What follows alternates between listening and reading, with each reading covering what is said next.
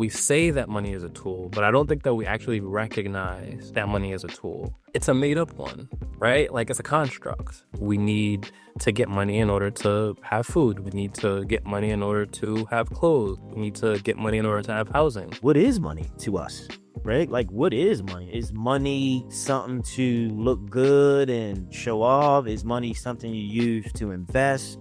Is money something for safety? Because some people go to the end of the world just for money, but they feel pain inside. The biggest thing I want people listening to know that wherever you are in your money womb, your money journey, your money story, it's okay.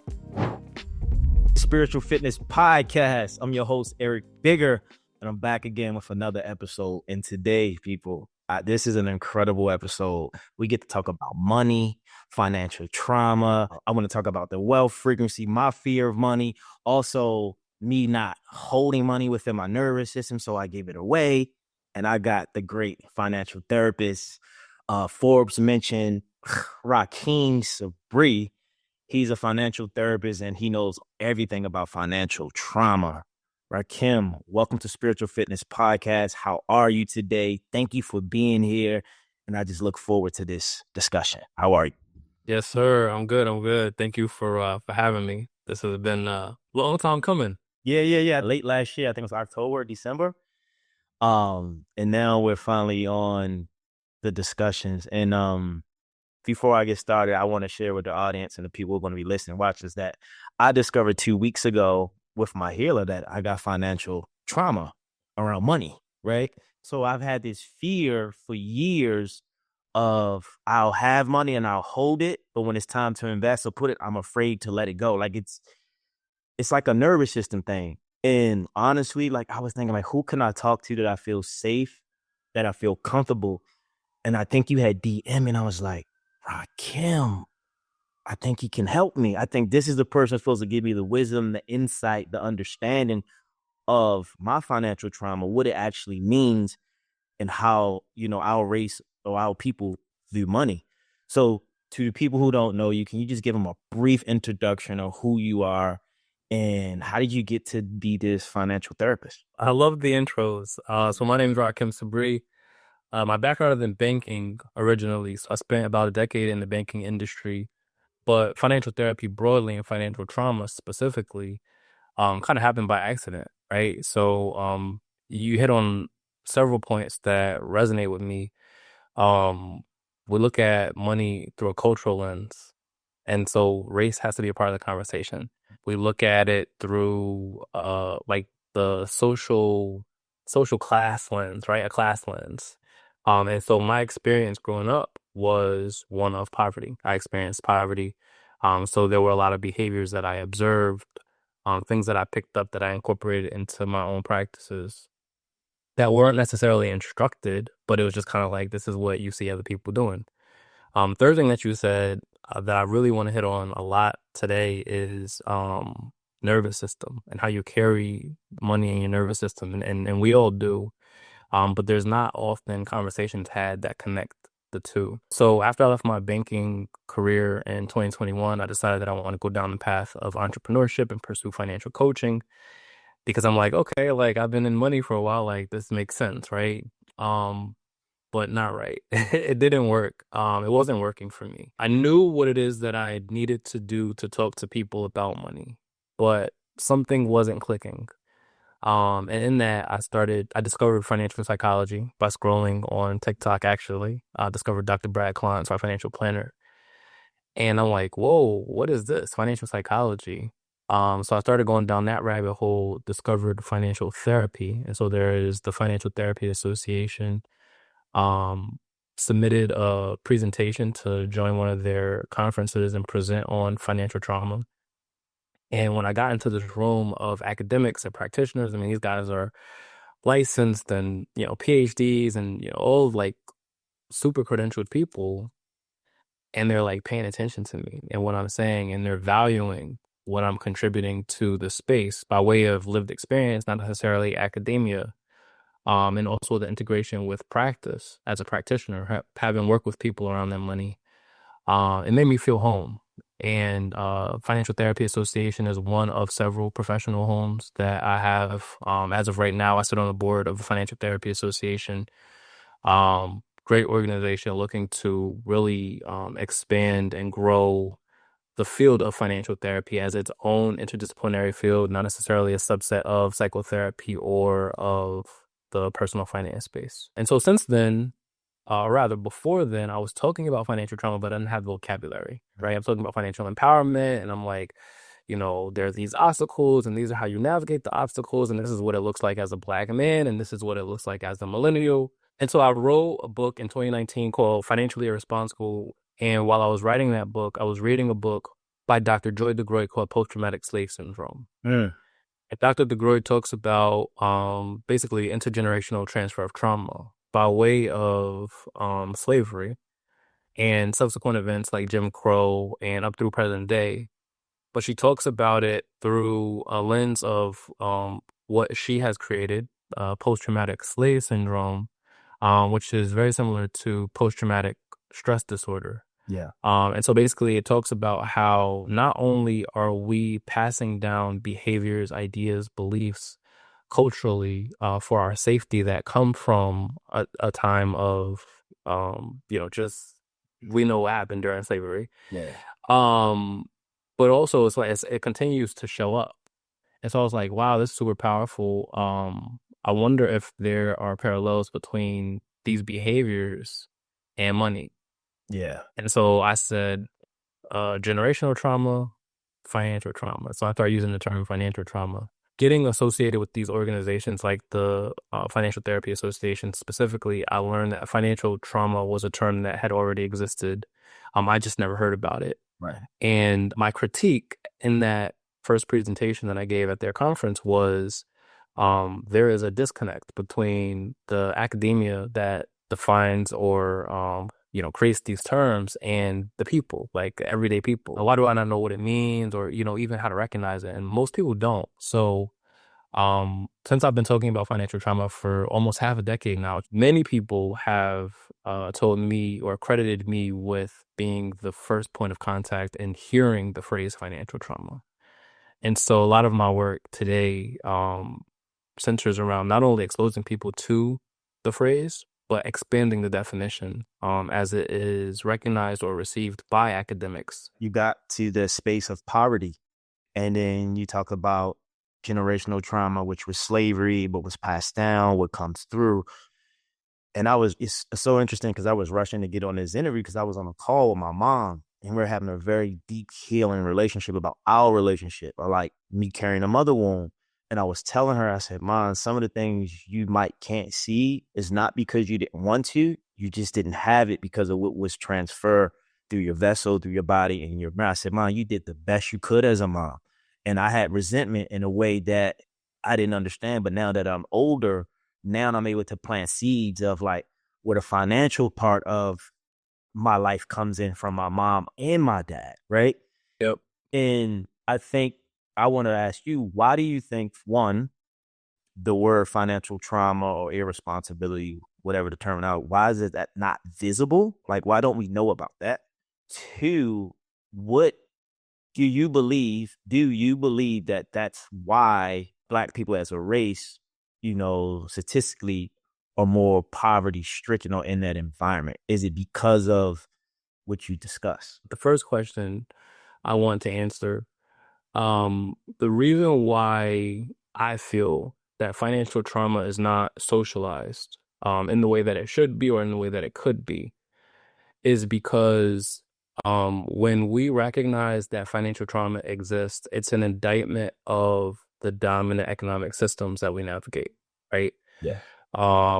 Most conversations around money, particularly in the personal finance space, leverage, guilt, shame, scarcity, fear, right? And so when I talk about financial trauma, I talk about those as sources of financial trauma, right? Wrapped up in, I identify 6 sources of financial trauma. And so they're wrapped up in these different sources where people are embracing the workaholism, right? Hustle culture, scarcity, keeping up with the Joneses, all of these things that we hear about. And when we go through traditional financial education courses or programs, or you're listening to influencers, they're like, you got to save more, you got to invest more, stop spending so much. But people are not understanding why they're spending the way that they are, or why they're averse to saving, or why they can't save, right? Why they don't make enough money to save. And so we start pulling back the layers of why. It speaks to, like I said, it's an indictment of the systems that we navigate. And so it takes most, if not all of the blame off of the individual and points it back to the systems that we navigate. And of course, you know, Exactly. I do not want to take responsibility because it's a deeper wound. And it's true because I remember, Rakim, in 2021, I had 18,000 in my account, right? And I'm like, yes. But somewhere in my nervous system, I kept thinking, I gotta invest in my business. I gotta invest in my business. I gotta invest the money. So I spent 7,500 on a coaching program, right? mm-hmm. And then I spent another 2,000 on someone developing my app. It's Miracle City, and it's still in the App Store, and I haven't used it since because Wow. unconsciously I felt like, so when I spent, what was that? 75, that's almost 10,000, right? When I had that 8 or 7,500 left in my account, I started having back problems, my lower back. And there's a book by Louise Hay called You Can Heal Your Life. And it gives you all the emotional causes of the pain in your body. And it was lower back is lacking financial support. I had this ideology of like, oh, I got money. Let me invest in my business because this is what they tell me, right? In the entrepreneurship space. And then there's a part, at least in our culture, where get the bag, get the bag, get the bag. I remember I had a show 2021 as well. I made like 65,000 in 10 minutes. That's a lot of money. But I didn't know what to do with the money, Rakim. I didn't know what to do. So I remember I had like this 37,000 sitting in my account. It looked great, but I didn't know what to do other than save the money. Eventually, I even gave it away, or I put it in a savings or stock account. But what I'm saying is, I was the only one in my family to kind of create that lane for myself, and I didn't have no one I could open up to about it. Right. It's not that it's not fair. It's just not fair to yourself that you don't know where these programming, this behavior, and these patterns, financial trauma is coming from. And I talked about this on a previous podcast. My money story started at 16 when I gave my grandmother all my savings for the phone bill, and it was bittersweet. So over time, every time I got money, I found a way to get rid of it unconsciously, even if it was for a good thing. And I'm like, oh, my nervous system can't hold the money. What is that about? And so Yeah.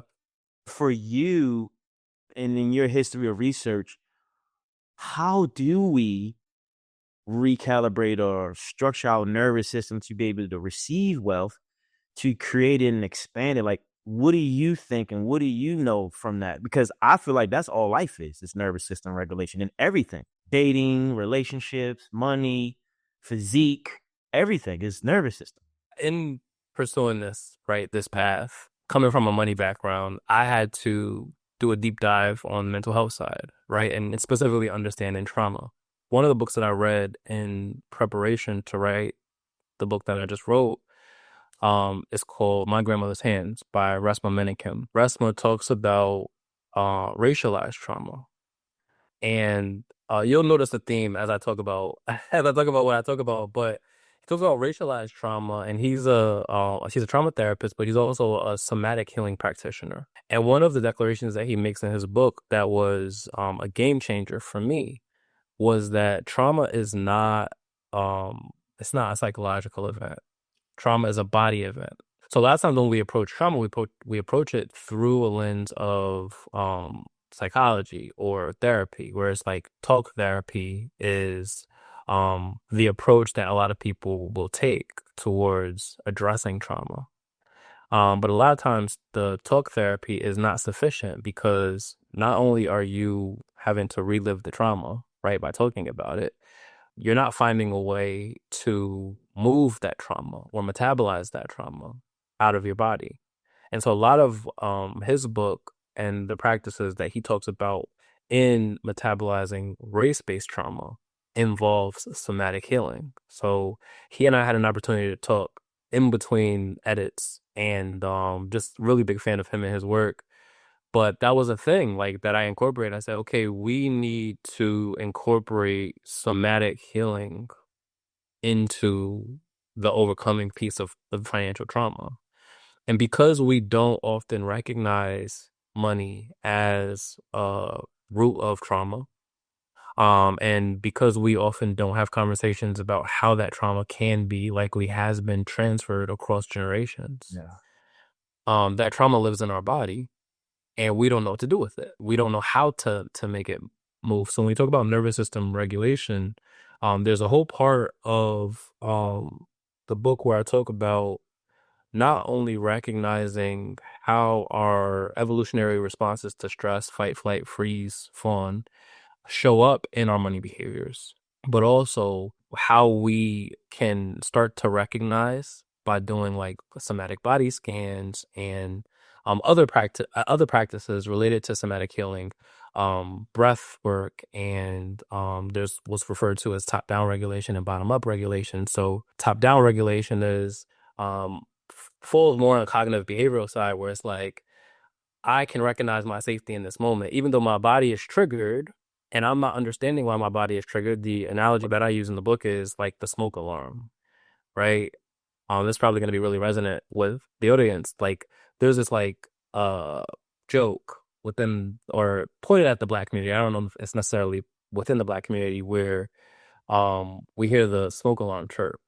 Like you're recording a TikTok video or you're doing a podcast and you just hear the constant chirp. But what's interesting about the science of that is we become desensitized to that church. So if you're living in that space, you don't hear it anymore. The only people that hear it are people who are not used to being in that space. And so if I could use that same analogy when it comes to how our nervous system is responding to a threat, real or imagined, specifically as it relates to money, because money is not a physical threat like a lion or a tiger or a bear right standing in front of you, but it's a persistent behind the scenes threat. Your nervous system is recognizing the threat and it's reacting to it. But because you can't rationally see the threat or because you're socialized not to rationally perceive the threat as a threat, the chirp you stop hearing, right? And so your body's telling you constantly, hey, there's danger, there's danger, there's danger. And you kind of mute that response through socialization, through just everything. We learn to hustle through it or suck it up or work harder or pull yourself up by your bootstrap. A lot of these narratives that, again, leverage guilt, shame, fear. We learn to bury and ignore what it is that our body needs or what it is that our body is telling us. Once we can recognize that our body is perceiving a threat because our brain does not have the ability to distinguish between a real or imagined threat, Yeah. then we can start taking steps towards what healing looks like. And as I was doing the research, what I found to be very interesting and true of my own experience is that we naturally try to regulate, but we're not recognizing what it is that we're doing as regulating, right? So if you look at tapping or sighs, I'll go throughout the day and I'll just notice myself go, unprompted. Mm. And it might happen multiple times throughout the day. Until I started becoming trauma informed, trauma aware. I did not recognize that throughout the day as I'm sighing, like that's a somatic response to some kind of stress that I'm not paying attention to. And so if you are somebody who fidgets or you are somebody who taps, yawning, sighing, I mean not yawning like regularly, but excessive yawning, sighing, like your body is constantly letting you know like, hey, something's up. But we just kind of write it off and it's like, oh no, like I'm good. I got to keep going. Culturally, there are practices that we engage or that we have engaged with over time to incorporate somatic healing that we just don't recognize as a part of the healing process. Mm-hmm. So that can be drumming, dancing, movement through yoga, through working out, through running, That can be whaling circles. So that was a thing. That can be something intentional like a martial arts. So I practiced Wing Chun Kung Fu for a while. Yoga, Reiki. All of these things are different somatic outlets. But because again, somatic healing is considered like a new age, even though it predates all of the medical stuff that we do now. Practice, it's not recognized on the same level as like something structured and formal like medicine or, pharmaceuticals. And so, in part of the financial healing piece, specifically related to trauma, we need to reclaim some of those practices that can show up in music, that can show up in art, that can show up in movement and fitness, Yeah. with a focus on metabolizing the trauma that we have related to money. In my history of doing this work on myself, this deep healing work, a lot of consciousness work, spiritual work, the thing I've been missing most of my life is being in my body. But growing up in Baltimore, where it's so much the environment, because I want to tap into that part of the body and the mind of life, it was so intense. It was negative. There's a lot going on. So I never felt safe. And so over the course of doing all this work, I'm just always in my crown chakra, right? I'm up here, but I'm not transmuting or I'm not transforming this information, this knowledge within my body to push out my frequency. So sometimes if I'm speaking, it might go over your head because I'm not grounded.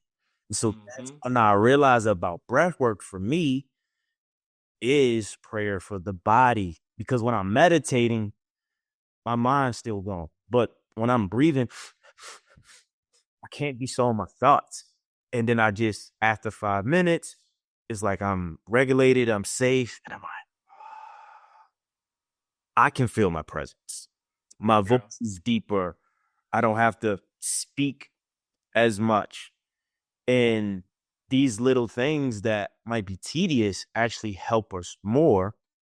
And last but not least, I realized the more I slow down, the more I can expand. And in times when I made the most money in my life is when my nervous system was relaxed or I was having fun.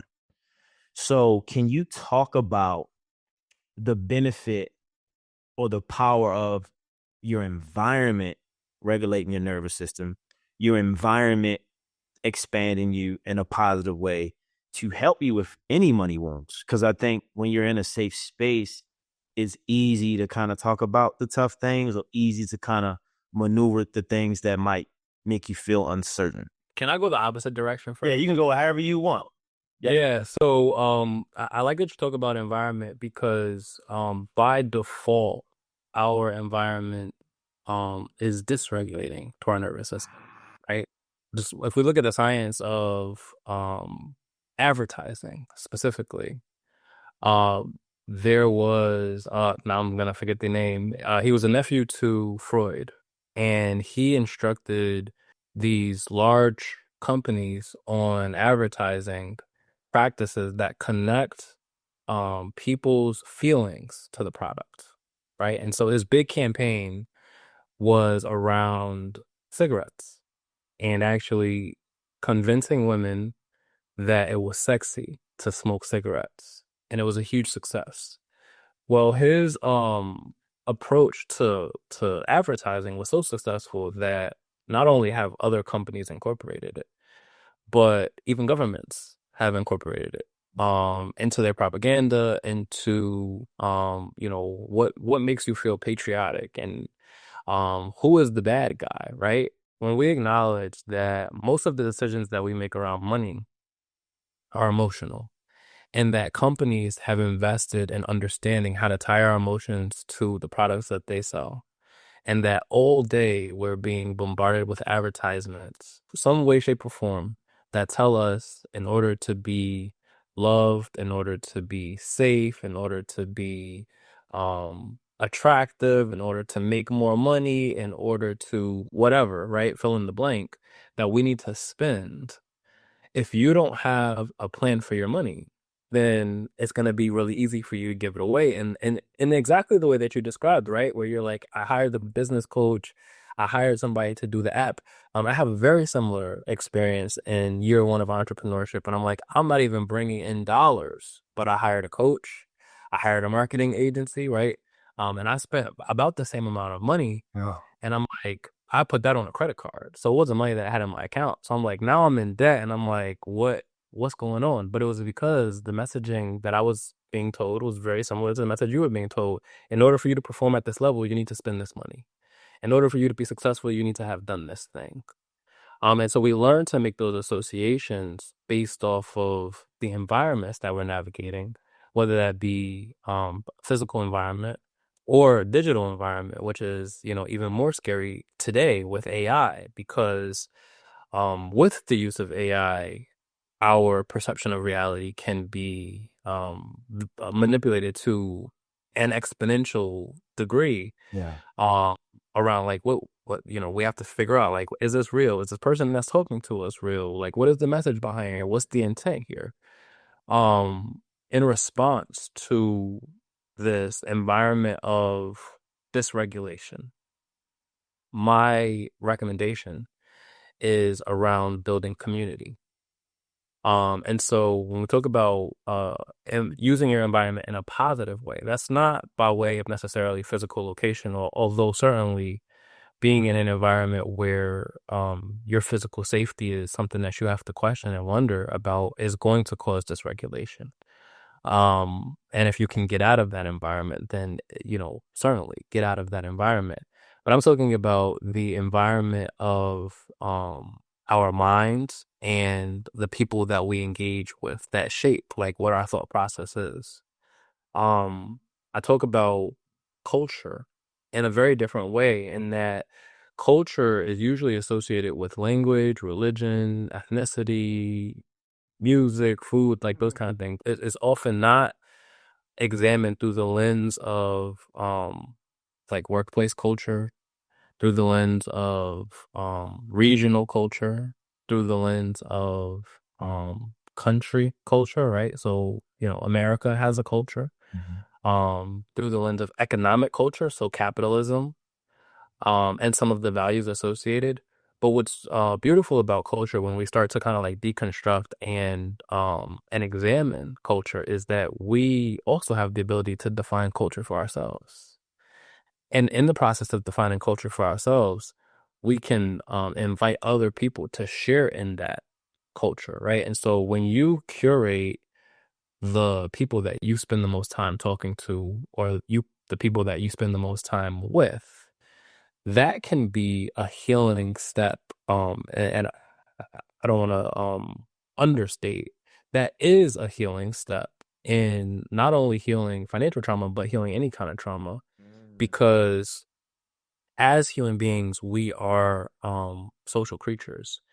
And there is a theory known as polyvagal theory that speaks to how not only is our entire like nervous system connected throughout our body and reacts based off of threat and based off of our feeling safe, but it also reacts based off of socialization and co-regulation with the people that are around us. And so if we are around people who we perceive as constantly needing saving, we become a superhero, right? If we are around people who we don't feel we're on the same level as, or who we feel are outside of the scope of what is possible for us, then we may become the victim.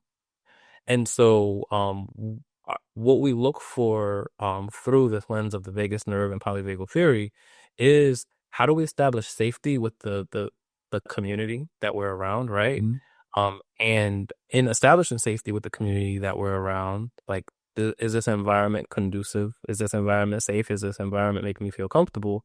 Um, Again, we can establish culture that says, instead of spending money on going out and buying drinks, why don't we do something that costs less and talk about ways to grow our money, or talk about ways to circulate our money? Yeah. And then I feel like these are cliche examples, but I think that it's kind of necessary, right? Because so much of the conversation that is standard within community circles, particularly within the Black community, are around chasing the bag, right? Like what, like how are we gonna spend this money? Like who are we trying to impress, or how are we trying to establish safety by way of spending our money into safety? What is the thing that I have to buy to signal to say that I am not poor? And so like a lot of times for us, for people in general, but for us, spending money is our way of trying to establish safety because in our mind, yes, we're Black. We know that we're Black and we know that how Blackness is perceived in the world that we navigate. But if I could be Black with money, I'm safer than if I'm Black and I'm poor. Our brain does not have the ability to distinguish between a real or imagined threat. So what you think is happening, Mm. right? If we can reframe what we think is happening, then we can change how our body is reacting to it or how we perceive safety, and as a result, how we kind of rest in that safety. Yeah, and it's powerful because language matters. Even the word of, I learned something, I think it maybe was Deepak Chopra book, Seven Laws, Spiritual Laws of Success. And I think they changed spending from circulating money, right? Mm-hmm. As a different frequency, or not saying things are expensive. How could I afford this? Asking your body, your mind, your nervous system, how can I? And the most important thing is that what is money to us, right? Like, what is money? Is money something to look good and show off? Is money something you use to invest? Is money something for safety? Because some people go to the end of the world just for money, but they Mm-hmm. feel pain inside. I have the privilege to coach a lot of wealthy people, and the way they view money is so different than how I grew up with the lack of it, just an environment. And when you're not around it, like you said, if your environment's not showing you that there's healthy ways to make money and view money, you're going to think you always got to save, hold it, you got to spend it to make more because it's hustling. Oh, I'm a hustler. I'm just going to re up. And it's sad because I love Dame Dash, but always preached on these podcasts about you got to put up your own money. You got to be your own boss. And I looked up to Dame Dash. A lot of us probably had, right? And we can take on that texture of that energy and our frequency thinking that's the right thing to do. Where some people are really good at getting loans and using credit, or they're helping a friend out. The biggest thing I want people listening to know that wherever you are in your money womb, your money journey, your money story, it's okay. I've recently been doing affirmations. One of the affirmations is I release guilt and shame around my finances. I release Love it. guilt and shame around debt. I release guilt and shame around money because I want to train my subconscious and my mind to know like it's okay, right? But if I think it's not, I'm gonna go back into this cocoon, like, oh my God, I don't know what to do with this money. I'm gonna just hold it for my life, where I could have been investing in the stock market, or I could have been investing in someone like you to help me grow it. So in this moment, do you have 3 practical ways that people can view money so they can feel safe when it comes to money? I want to answer that question. Before I answer that question, I just want to make this comment really quickly because so often do we have these conversations around money and around mindset, and the target is the individual that's struggling, right? Or the individual who has struggled. Yeah. And often the people who are left out of the conversation are the people who have achieved the high income or the people who have achieved wealth. Yeah.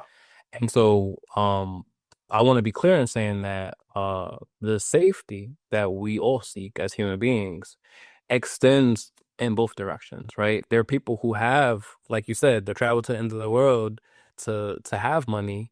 They achieve this, but they feel empty inside. Why? Right? And so this conversation around financial trauma is expansive to more than just the low to middle income people that are trying to like figure out how to make it. It extends into the people who have made it and they're a slave to money just at a higher income level. right? Or at a higher asset level. And so they may still be pressured by the same messaging that we receive to now I need to hold on to all this money that I've accumulated or hold on to all this wealth that I've accumulated because I don't want to be the poor person, right? Yeah. And so this idea around not having money has been a negative socialization that we have because or not because, period. Negative socialization that we have around money, period.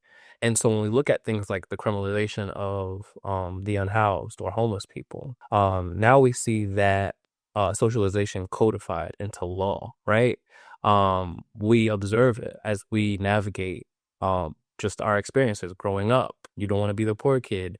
You want a wealth signal. You want to wear the name brands.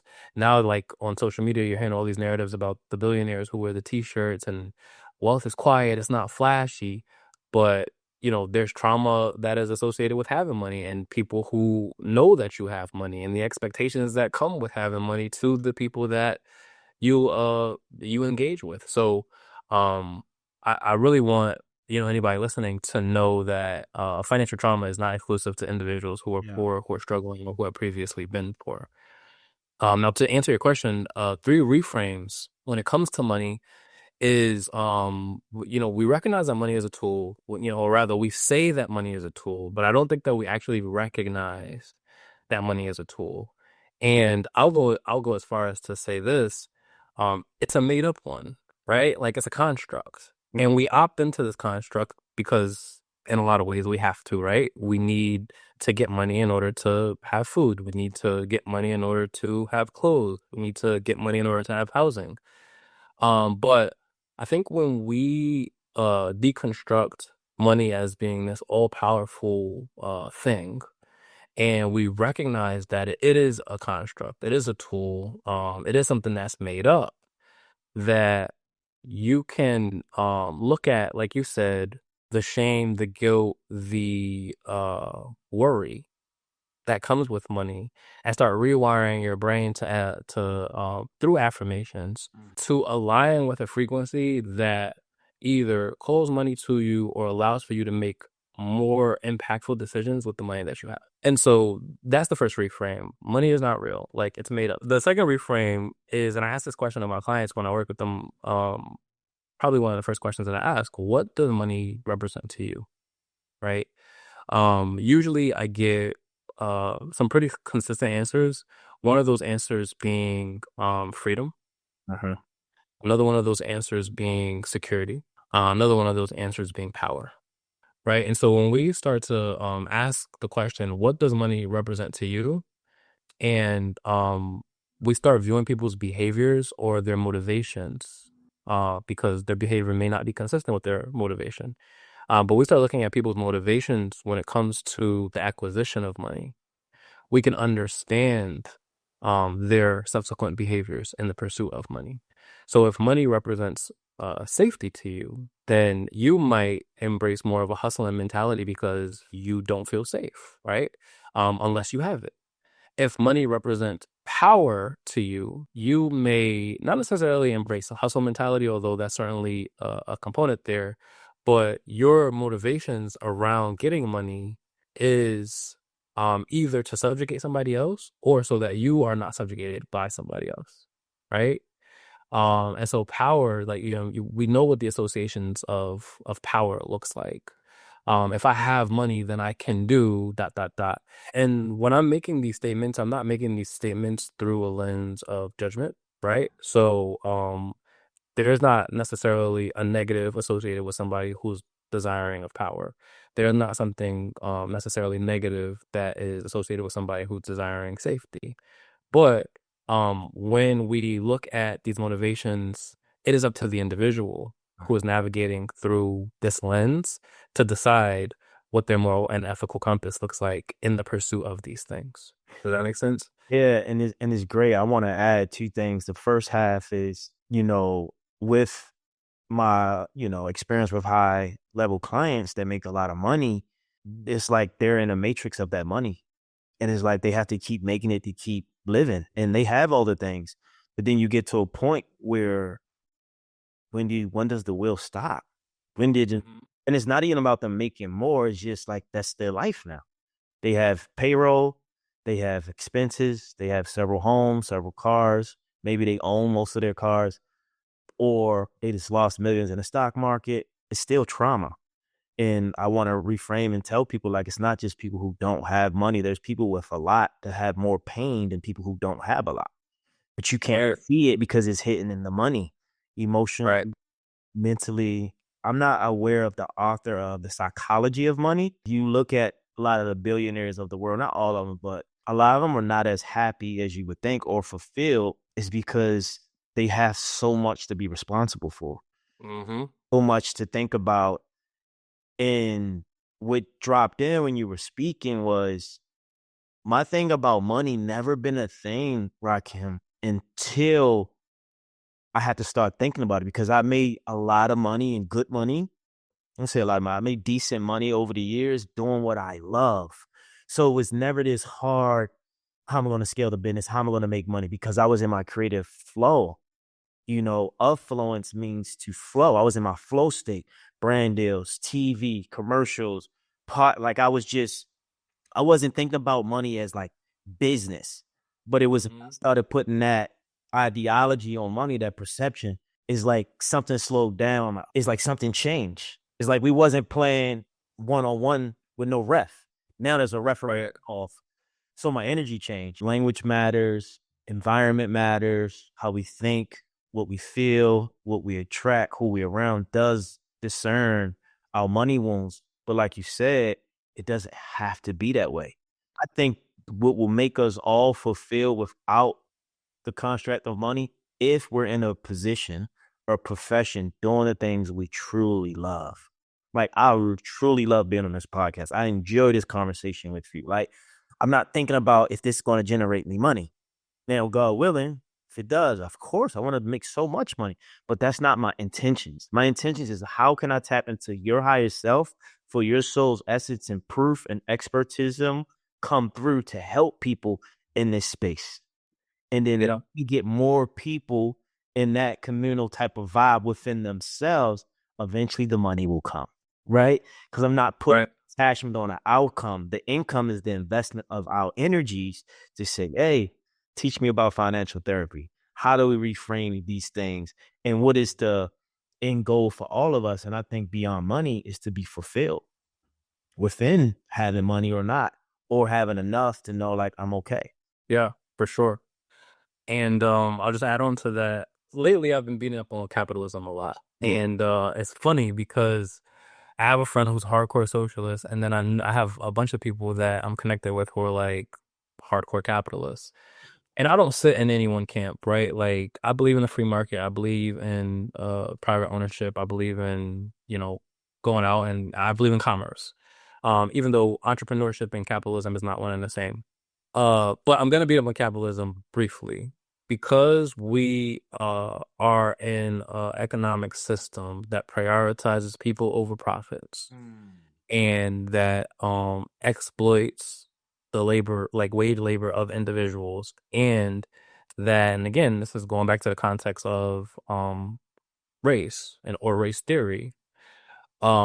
This country, the United States, founding has leveraged slavery as its wealth builder, Mm. right?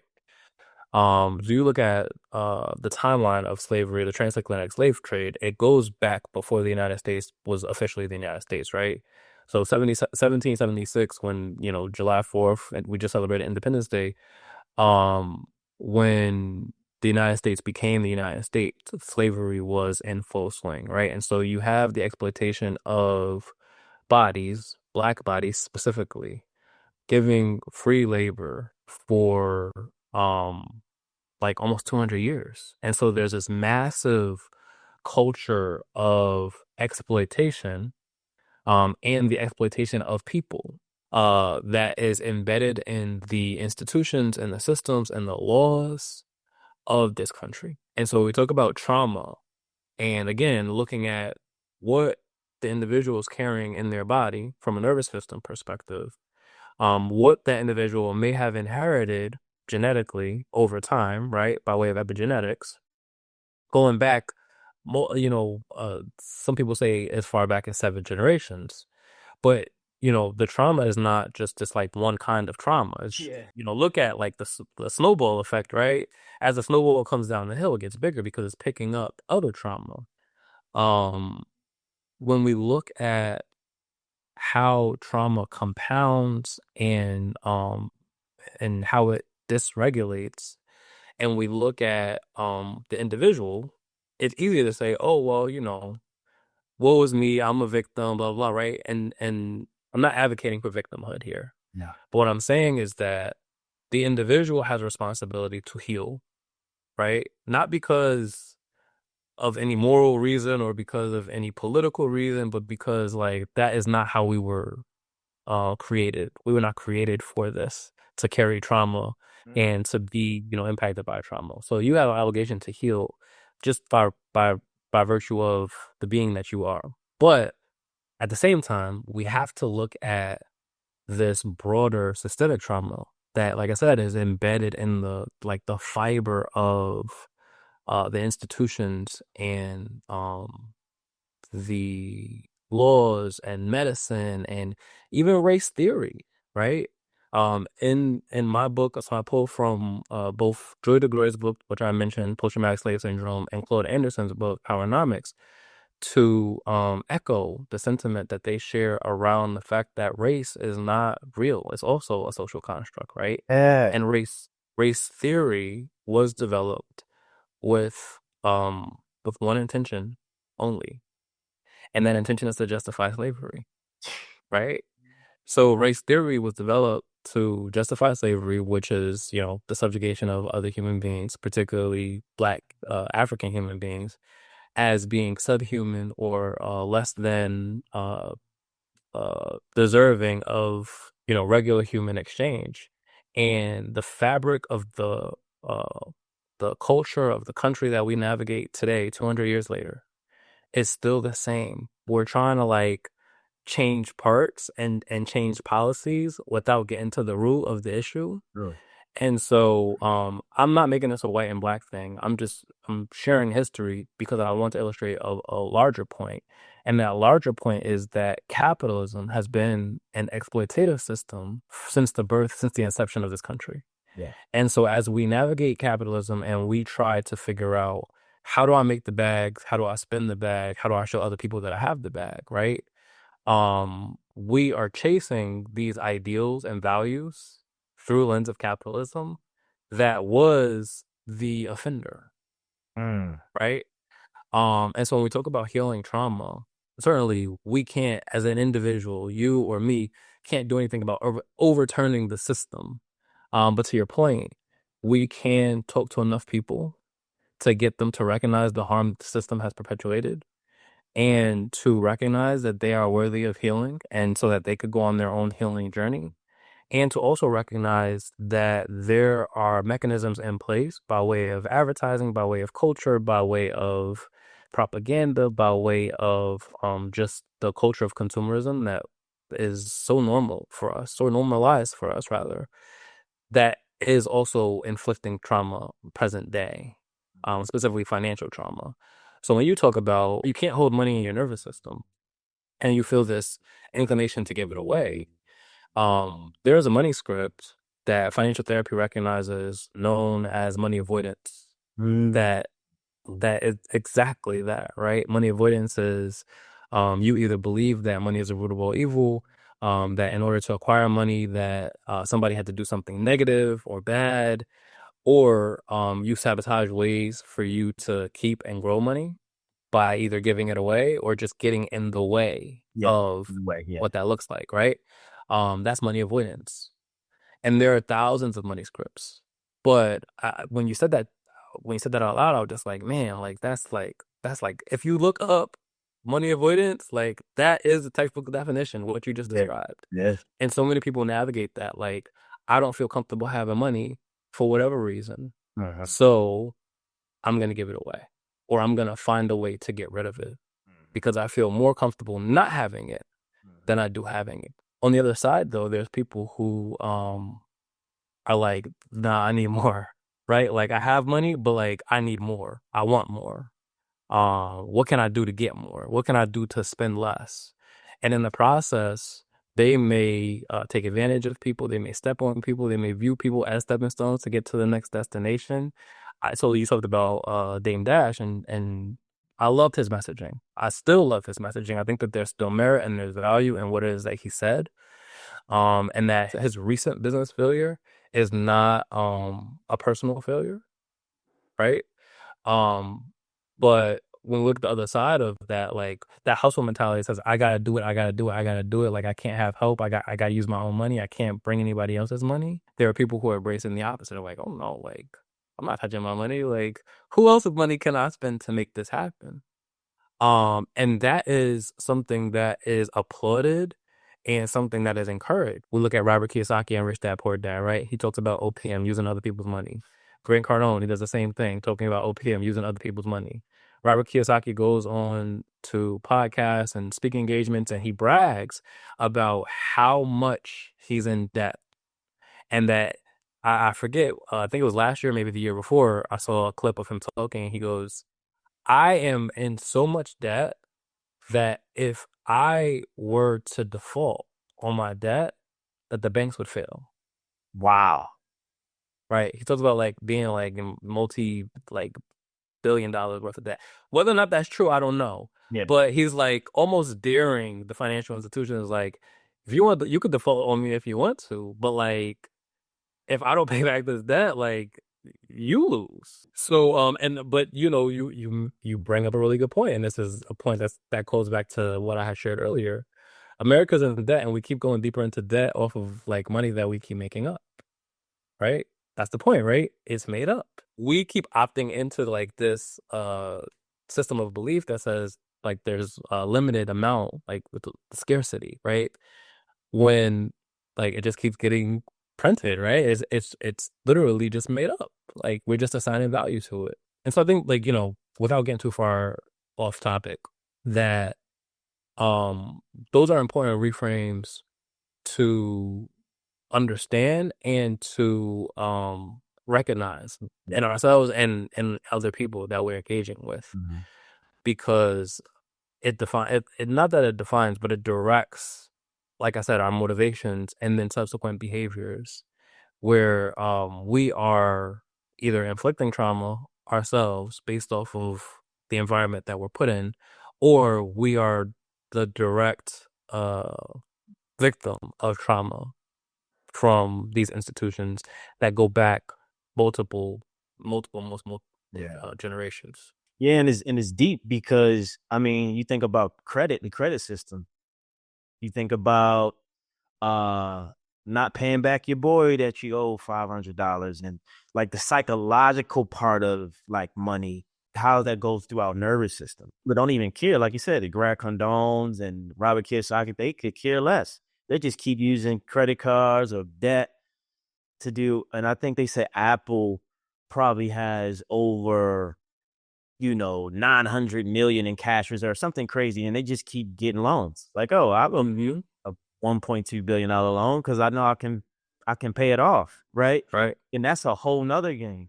I also heard a guy say, when you're a millionaire and you got to pay 53% in tax, I'm gonna just go get a credit card where I'm putting everything on a credit card so I can keep my money, because I know at the end of the year they're gonna take half of what I profit. People don't even have that knowledge because they're not at that level, and it's just my whole thing here with you, with us, with people listening, is that I want people to work on their nervous system and get into their body. And that's what spiritual fitness is about. That's what, financial trauma, getting in your body to understand, why do I feel different if someone tickles me on the neck? Why can't I receive, why do I feel different when somebody wants to give to me, but I can't receive, but I want to give to them? Like, where's Mm-hmm. this coming from? Or why do I feel inferior when someone's trying to give me advice and I got my ego up? Where's these blocks coming from to stop me of getting in the way of the money, the opportunity, and the energy? Because I believe money is energy to Definitely. expand my life. Because most of my life I've worked on my energy, and through working on my energy, life has helped me through people and opportunity. So I just want to say thank you for your time, Rahkim. Thank you for your energy. And how do we work with you? How do we get into your vortex? How do we get into the frequency of what you offer? Like, how do we connect? What is that way? Yeah, no, I appreciate you asking this question. So I'm a speaker, I'm a writer, and I'm a financial therapist. Yeah. Speaking is like my favorite medium, right? I get up and I could touch however many lives. So like what we're doing right now is my favorite, but my easiest medium is writing. That's my thing. So I have a Substack. My Substack is called Overcoming Financial Trauma. And so I talk about just different thoughts that I have related to money, related to mental health, tying in, these different themes. It could be tied into pop culture, it could be tied into academics, it could be tied into practice. Overcoming financial trauma on Substack or rahkimsabree.substack.com. I also write for Forbes. I haven't written for them in a little while because I've been focused on writing my book, but I have a column on Forbes and I plan on starting to ramp up some of the writing there. Of course, I have to plug the book that's coming out, Overcoming Financial Trauma, where I talk about a lot of the things that I talked about today, right? So I talk about polyvagal theory, I talk about somatic healing, I talk about nervous system regulation, I talk about the money scripts that I shared with you, I talk about the sources of financial trauma, I talk about race and race theory. So all of really what I hit on today, um, you'll see show up in the book, and I believe that it's a very revolutionary book, because it is not traditional, right? It doesn't sit in the box of, your traditional financial education book. It doesn't sit in the box of your psychology book or your social theory book. It like kind of blends across Yeah. disciplines. But I think that that's necessary as a part of the healing, right? If we keep looking at these different occurrences as siloed interactions and we don't ever establish like this holistic body mind spirit connection, then we'll continue to run on these treadmills of frustration and shame and all of the things, right? So that book is called Overcoming Financial Trauma. It'll be out November 12th Okay. of this year. But pre-sales are available now. And I'm on all socials at Rahkim Sabree. I haven't been consistent with posting lately, but I have a ton of content going back, just kind of showing days in our life stuff, talks that I've done, educational, informal, informational content related to money and mental health. And just to before we get off, do you have anything you want to leave with the audience? And two, so do you have any container where you're working with people one on one or as a group, or you're more just expressive in like writing, speaking, and talking about what you do? Yeah, so I work with organizations more so than I work with individuals. So I do more train to trainer events. I work with HR teams around like leadership and how do we impact retention by way of uncovering financial trauma. I work with mental health professionals. I work with financial professionals. So a lot of times giving continuing education credits for them to maintain whatever their credential or designation is. I have worked with people one-on-one in the past. I do selectively work with people one-on-one, and just being very frank about it, the bang from my buck is more one to Oh, yeah. many than it is one to one. Yeah. Um, but that is an option on kind of a case by case basis. So, individuals can definitely feel free to reach out Yeah. via the socials or any of the platforms that I've shared. And if I'm available, then I'll share you my calendar link. If I'm not available, then I'll let you know I'm not available. Got it. Well, thank you for your time. Thank you for your energy, your wisdom, your insight. And people follow him on all socials. Get his book. I think it's Financial Irresponsibility. Financially irresponsible. Yeah, that's Yeah, something else, but that's book one. yeah, I definitely need to get that. And people follow him, connect with him on social. And this was another spiritual fitness podcast episode. Share, subscribe, like, download, tell a friend to tell a friend. This episode is definitely needed. And Rahkim Sabree is the financial trauma therapist that will help you. So with that being said, we're out. Thank you, Rahkim. Peace.